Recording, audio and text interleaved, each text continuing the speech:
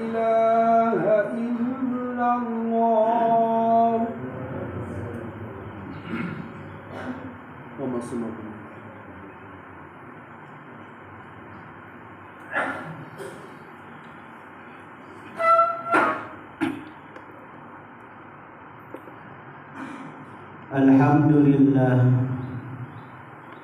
Alhamdulillahilladzi an'ama 'alaina bi ni'matil iman wal islam.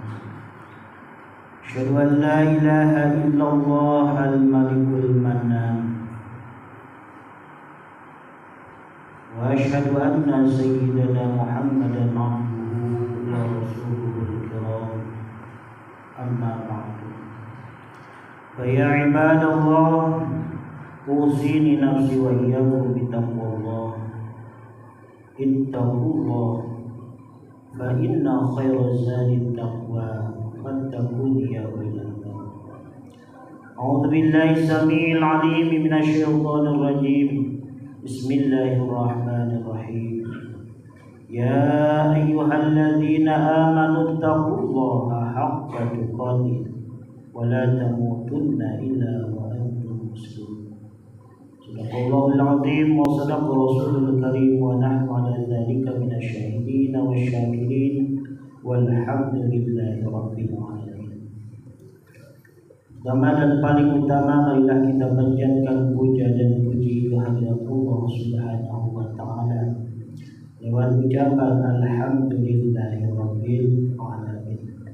Kalau salawat dan salam, marilah kita limpah curahkan pada junjungan kita yakni Nabi besar Muhammad sallallahu alaihi wasallam. Dan lupa kepada keluarganya, sahabatnya, para tabi'in tabi'in, lebih khusus kita yang hadir pada kesempatan ini untuk melaksanakan salah satu kewajiban kita, yaitu melaksanakan salat Jumat berjamaah. Mudah-mudahan kita diakui sebagai umat baginda Rasulullah sallallahu alaihi wasallam. Dan yang paling utama, kita mendapatkan syafaat darinya nanti di yaumil qiyamah. Amin amin ya Allah ya rabbal alamin. Khatib berwasiat pada diri khatib umumnya untuk kita semua. Marilah kita meningkatkan keimanan dan ketakwaan kita kepada Allah Subhanahu wa taala. Allah adalah zat yang telah memberikan kesempatan kepada kita sampai detik ini, sampai saat ini, di hari Jumat ini, bahkan di bulan ini, yaitu bulan Syawal, kita masih diberi kesempatan oleh Allah Subhanahu wa taala, masih bisa hidup di dunia ini. Senantiasa hidup kita mudah-mudahan jadi keberkahan ladang amal untuk Allah Subhanahu wa taala. 1 bulan kemarin kita sudah melaksanakan ritual ibadah puasa.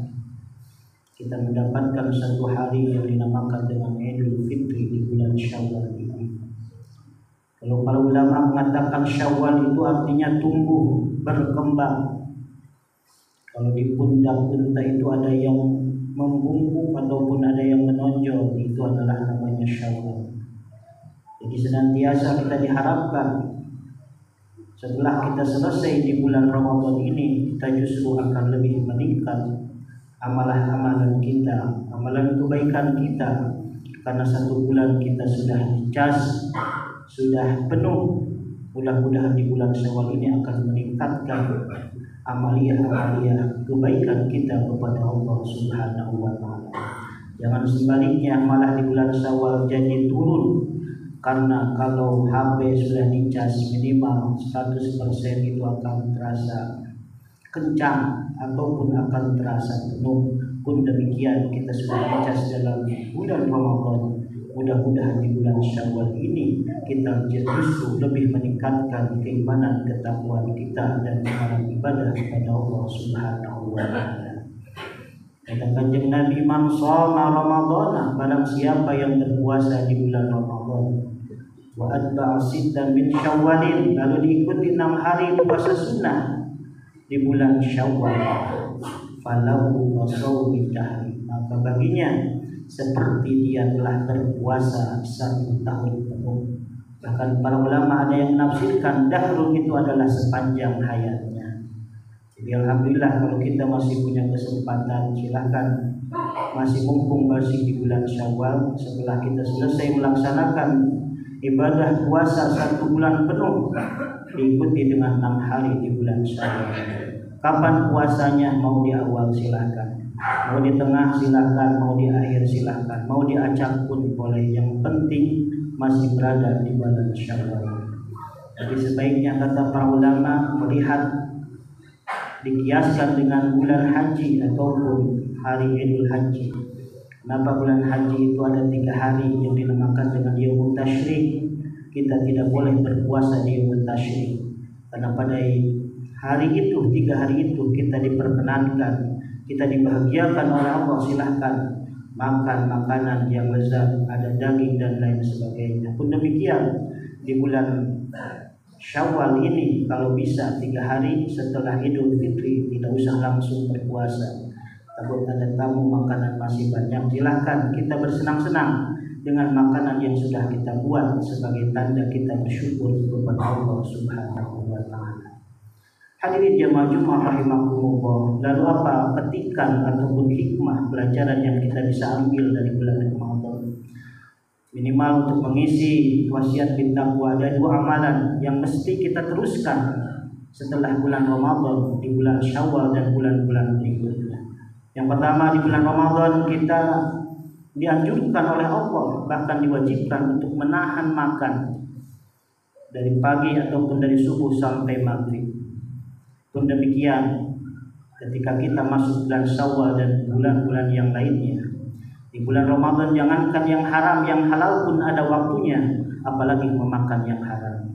Kita dengan tarbiyah, dengan godogan, dengan madrasah bulan Ramadan, jangan semena-mena seenaknya memasukkan barang yang haram ke dalam perut kita selama barang tersebut belum yakin halalnya.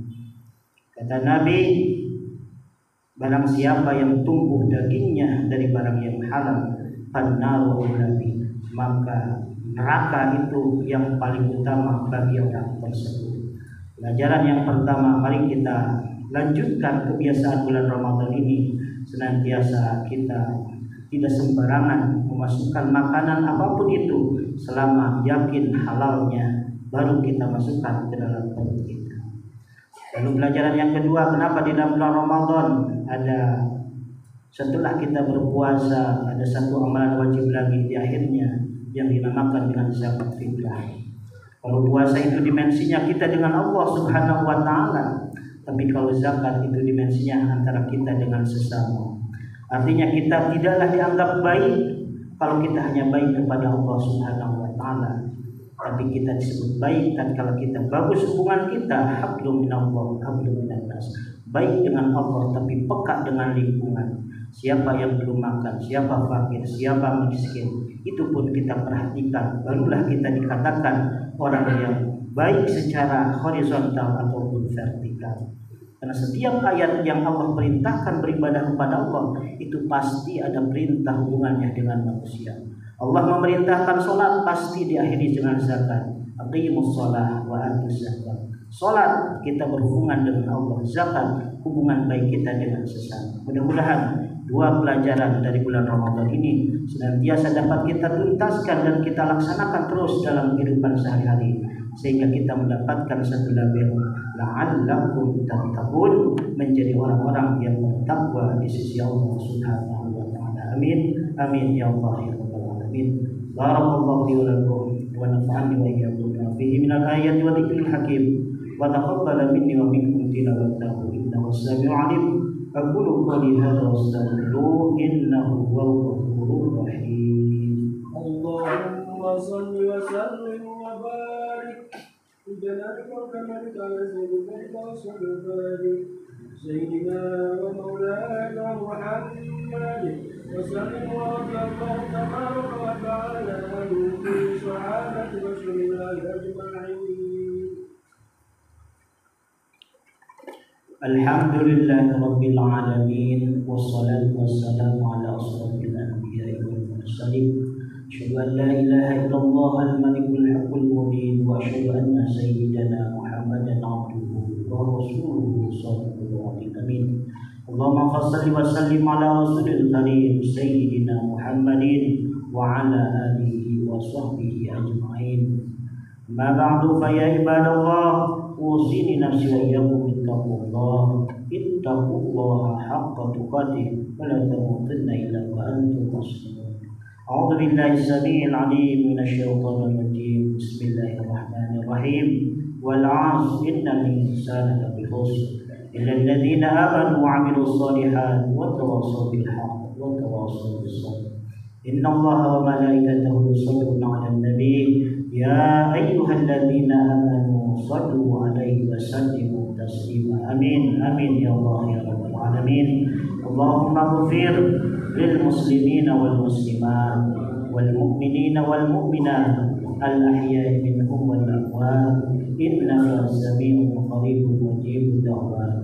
اللهم لا تدع لنا في مقامنا هذا ذنبا إلا غفرته ولا حما إلا فرجته ولا عيبا إلا سترته ولا مريضا إلا شفيته ولا دينا إلا قضيته ولا حاجة من حوائج الدنيا والآخرة إلا قضيتها ويسرتها يا أرحم الراحمين.